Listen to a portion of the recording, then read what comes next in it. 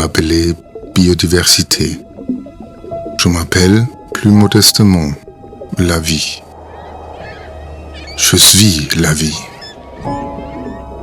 Je suis partout, sur tous les continents, dans tous les océans, dans l'air que tu respires, même dans tes intestins.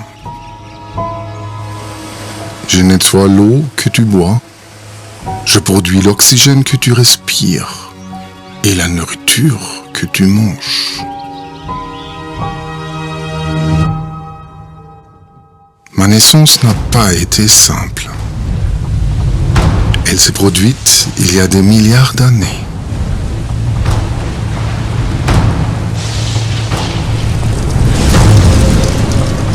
La jeune Terre me fournit des conditions adéquates il y a 4,5 milliards d'années.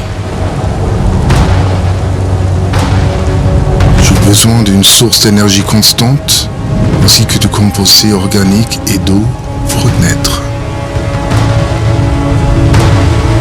J'étais minuscule, très minuscule et fragile. À cette époque, les catastrophes étaient fréquentes. Je mourais et réapparaissais. Je mourais à nouveau et réapparaissais à nouveau. Il y a eu des multitudes de cycles.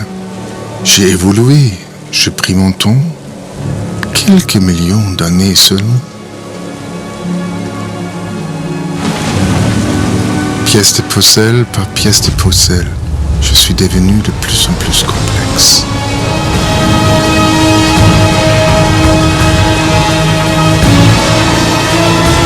D'abord dans les vastes océans que la Terre m'offrait.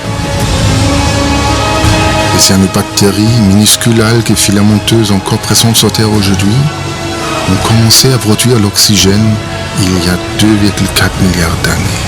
Avec elles, j'ai inventé la photosynthèse, un processus extraordinaire qui utilise les rayons du soleil et l'eau pour me nourrir.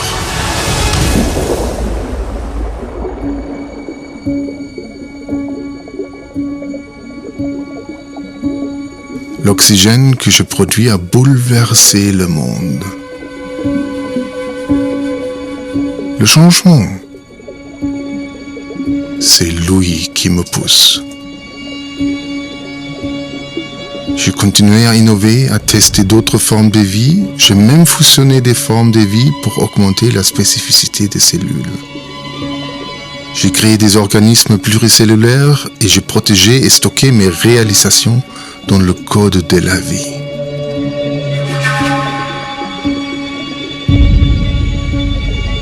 Les organismes pluricellulaires m'ont permis d'atteindre un nouveau niveau de complexité. Les interactions entre les organismes et les cellules étaient et sont toujours importantes.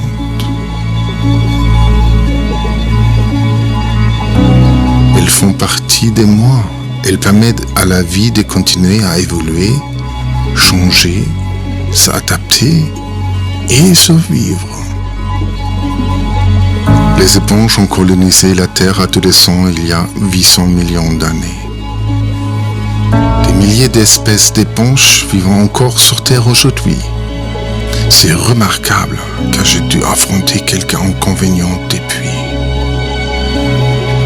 Certaines formes de vie n'ont pas survécu au changement de l'environnement que j'avais induit moi-même.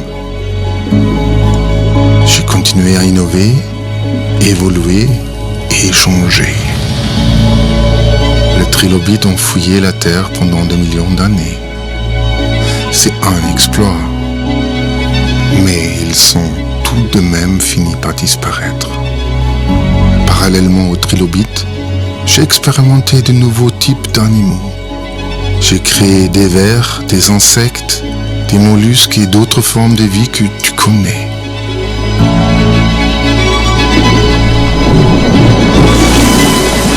Les mousses étaient les plantes qui colonisaient la Terre à cette époque. Avec elles, les sources de nourriture disponibles se sont multipliées. Les réseaux alimentaires se sont complexifiés. Les écosystèmes se sont complexifiés. Je me suis complexifié. Il m'a fallu des milliards d'années pour y parvenir. J'ai été patiente, j'ai été persévérante, j'ai été infatigable. J'ai changé le monde et le monde m'a changé. L'altération des roches par le mousse a déclenché toute une série d'événements. J'ai modifié les conditions sur Terre au point de tuer certains de mes éléments par la libération de phosphore et par la réduction du niveau d'oxygène et de la température.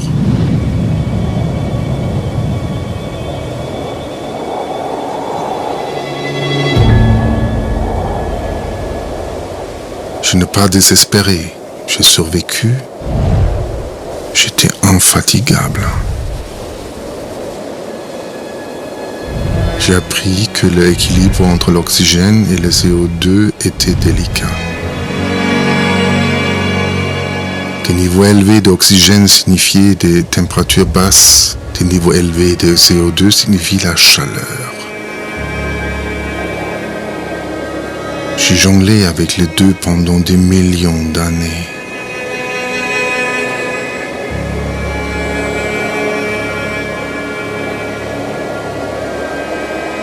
Parfois, j'ai perdu la main. J'ai eu trop chaud, puis trop froid. Et certains de mes éléments ont péri. Encore, les expériences sont délicates. Des extensions massives se sont produites à plusieurs reprises, 5 fois à une échelle qui m'a fait considérablement rétrograder. Il s'agissait d'un changement majeur. À chaque fois, j'étais purgé.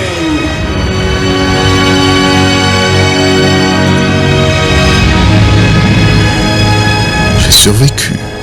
J'ai continué, j'ai inventé et réinventé, j'ai reconstruit, j'ai créé, j'ai suivi mon chemin.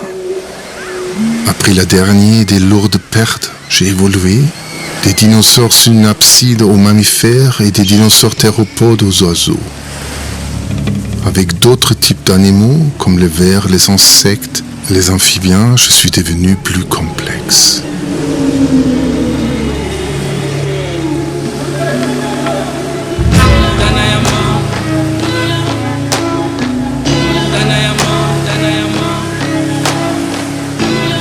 Les fleurs m'ont donné plus de couleurs. Je me suis épanoui.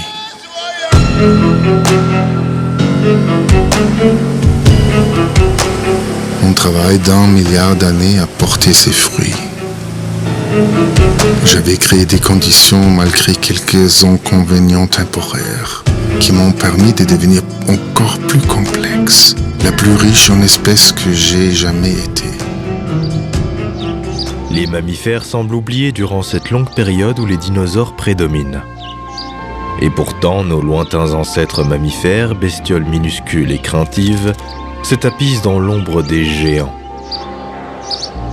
Ces mammifères primitifs ont des raisons d'avoir peur. Les dinosaures se diversifient, se développent et repoussent les limites anatomiques de la vie sur Terre.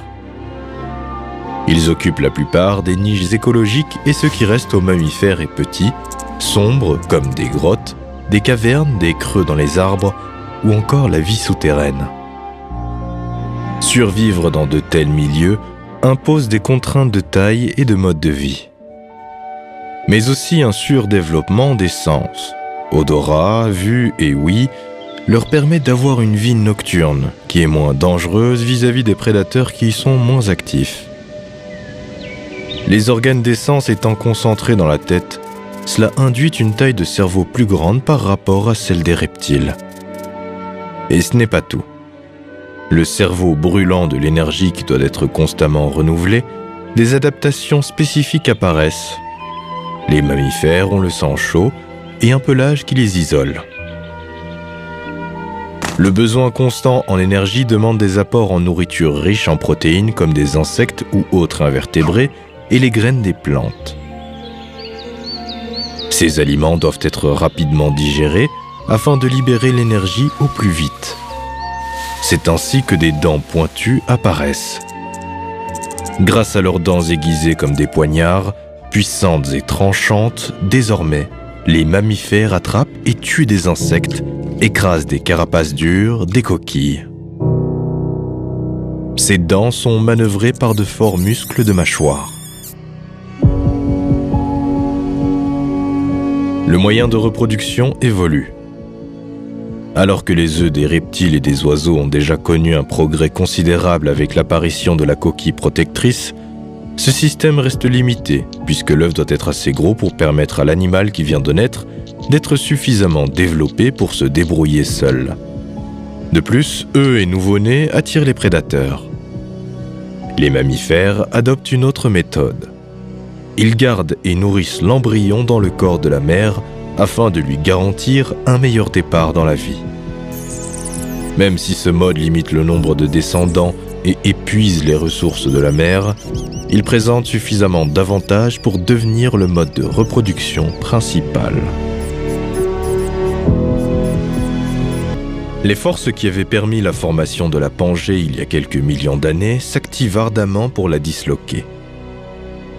Les prémices de l'ouverture de l'océan Atlantique se font ressentir.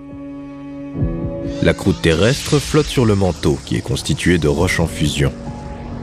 Les plaques continentales se déplacent, ce qui provoque une circulation active du magma. Plus la Pangée se fragmente, plus l'activité volcanique s'intensifie. Jusqu'à ce que des quantités exceptionnelles de lave jaillissent à la surface de la Terre. Une nouvelle extinction massive s'amorce. De monstrueux jets de vapeur brûlante sortent des entrailles de la Terre. Les débris entraînés s'élèvent à plus de 1500 mètres au-dessus du sol. Un nuage ardent entoure la faune et la flore. Le taux d'oxygène présent dans l'atmosphère chute considérablement. Le visage de la Terre se transforme. De nouvelles fissures apparaissent. La Pangée se déchire.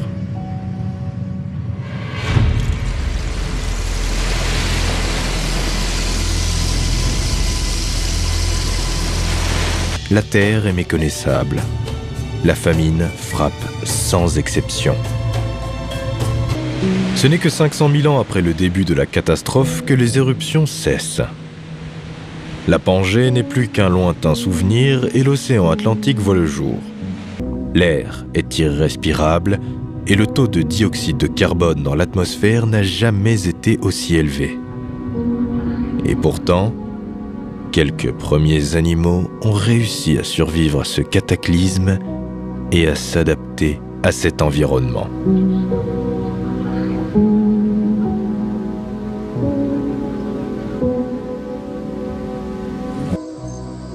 L'avantage est que de nombreuses niches écologiques sont désormais vacantes.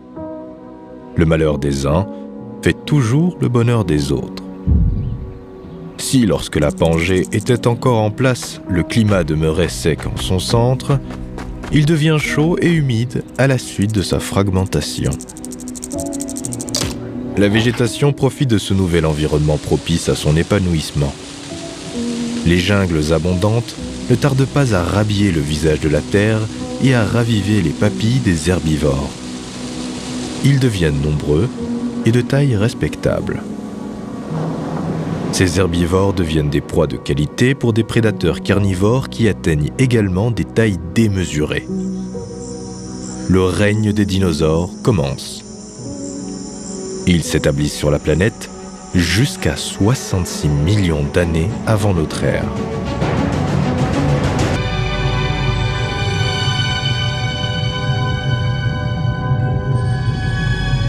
La Laurasie et le Gondwana sont les deux blocs continentaux présents.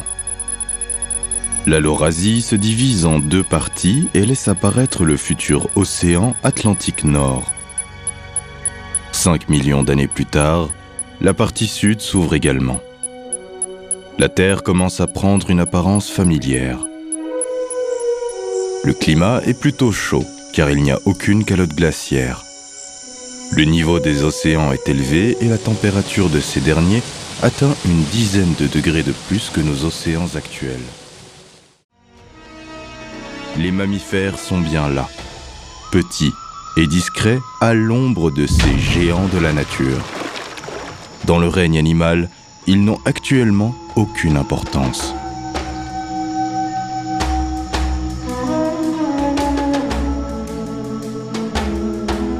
Les plantes à fleurs, appelées angiospermes, apparaissent alors que le climat devient plus humide et que l'atmosphère s'enrichit en oxygène. Elles s'installent là où les résineux n'ont pas réussi à s'établir. Elles sont caractérisées par la présence d'ovules à l'intérieur de grains qui sont contenus dans une cavité close. Elles colonisent dans un premier temps les lieux humides, puis elles gagnent les sous-bois de plaines inondables, les marécages côtiers. À peine 30 millions d'années après le début de leur apparition, elles sont déjà diversifiées et abondantes et occupent rapidement toutes les niches écologiques disponibles. Le paysage végétal en est profondément modifié et les écosystèmes évoluent fortement. Les insectes, qui étaient présents bien avant les plantes à fleurs, se spécialisent pour une partie en consommateurs de pollen, une denrée énergétique très riche en protéines. Se déplaçant de fleur en fleur à la recherche de nourriture, ils répandent à leur insu le pollen qui reste collé à leurs pattes. Une alliance fructueuse entre fleurs et insectes se met en place. Les animaux herbivores se développent et se diversifient, mais aussi les granivores, frugivores et insectivores. Quelques dizaines de millions d'années plus tard, l'écosystème terrestre est totalement transformé. Les forêts qui subsistaient deviennent habillées de couleurs, de fruits, de baies. Des flopées d'insectes pollinisateurs paradent au milieu de cette végétation. D'immenses dinosaures herbivores se nourrissent de toute cette nourriture le jour, et de petits lézards, oiseaux et mammifères s'affairent à manger les restes durant la nuit.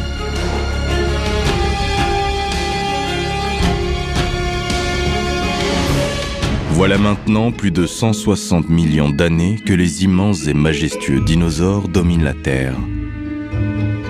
Un monde qui s'est construit lentement et qui s'apprête à être anéanti en marquant la 5e et dernière grande crise du vivant. Aucun animal ne peut voir venir le danger.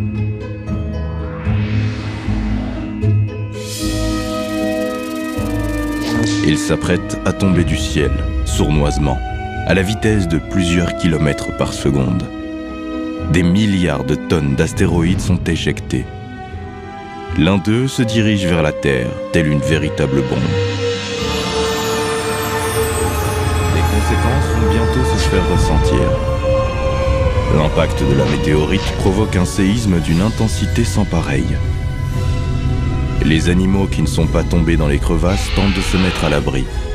Mais la catastrophe ne s'arrête pas là. Un mur d'eau, aussi grand qu'une chaîne de montagnes, se dresse et s'abat sur les côtes. Le tsunami n'épargne personne. Sur terre et dans les mers, tout est emporté, balayé et jeté sur le rivage. Bien qu'étant la crise la plus célèbre, l'extinction du Crétacé n'en demeure pas moins la plus modeste du côté du taux de disparition. La biodiversité en est tout de même lourdement impactée. Les ammonites, les grands reptiles marins et terrestres disparaissent, et le champ est désormais laissé libre aux petits mammifères qui vont pouvoir se multiplier et grossir.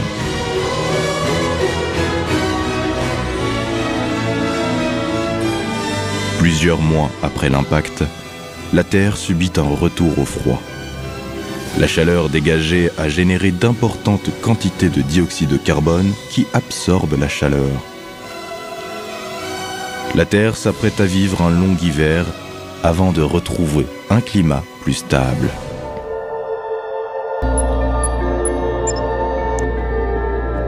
La Terre est perpétuellement soumise à des tremblements de terre et au volcanisme. Un fort épisode volcanique qui a débuté vers moins 60 millions d'années libère une grande quantité de CO2.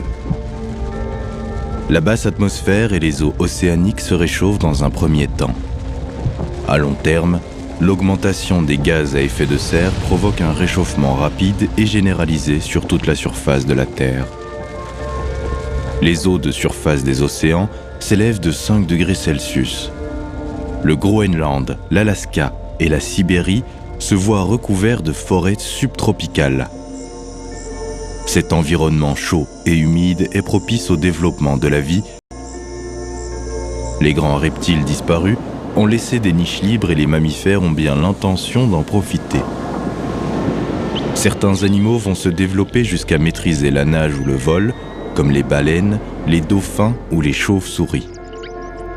Les primates, chevaux et cerfs primitifs démarrent leurs différentes lignées. Au milieu de 1000 espèces variées de plantes et d'animaux, un petit mammifère se fait remarquer comme étant le plus ancien ancêtre commun entre la lignée ayant conduit à l'homme, aux singes et aux lémuriens. Darwinus massilae, plus connu sous le nom de Ida, est morphologiquement proche des lémuriens actuels. Il mesure 1 mètre de longueur et pèse entre 650 et 900 grammes.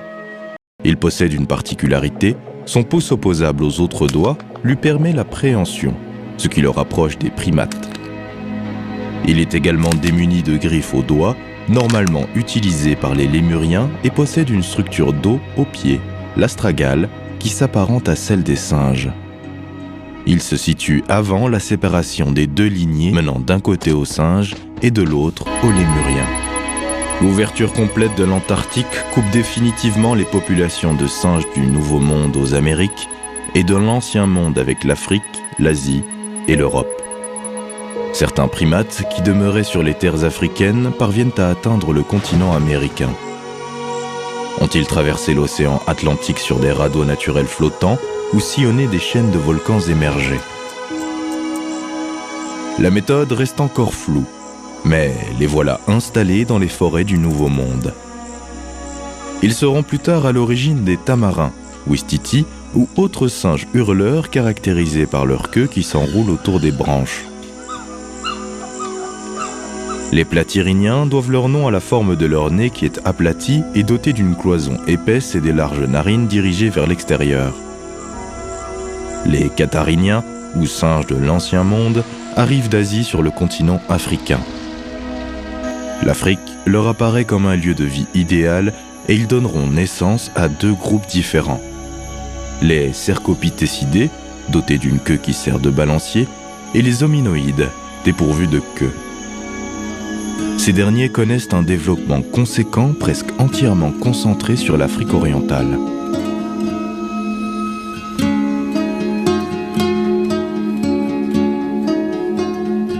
Il y a 20 millions d'années, les premiers proconsuls apparaissent. Ces quadrupèdes utilisent leurs 4 membres de longueur identique pour grimper aux arbres. Ils vont se diversifier et donner naissance à des espèces de toute taille. C'est à ce moment qu'apparaît le groupe des hominidés qui réunit les actuels chimpanzés, gorilles, orang-outans et l'homme.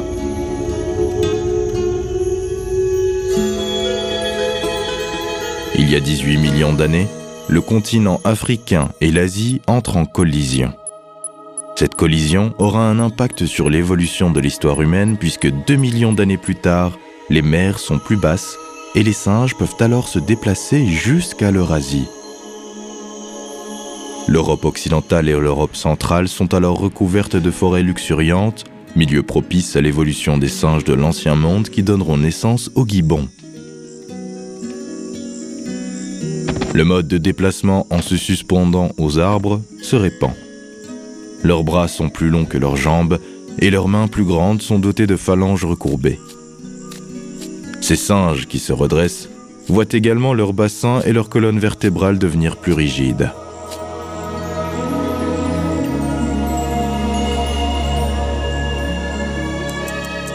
La lignée des hominidés se sépare des grands singes il y a 7 millions d'années.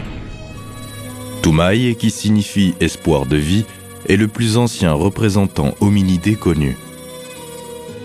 La région du Tchad, où a été retrouvé Toumaï, jouit à l'époque d'un climat généreux.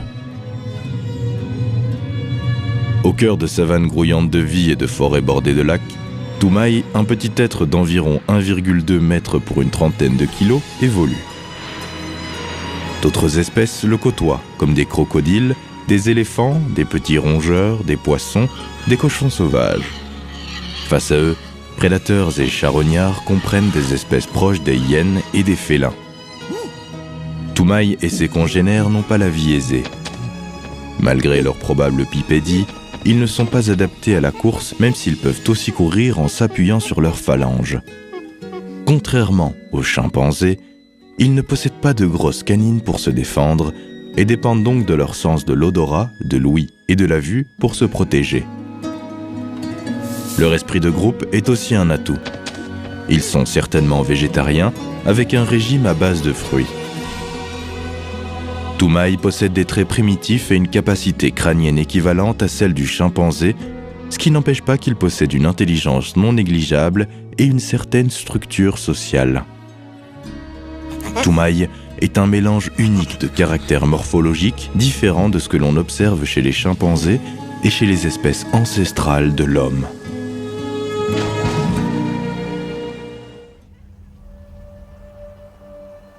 Dans les épisodes suivants, nous essaierons de faire la connaissance de lointains cousins, mais aussi de nos cousins germains.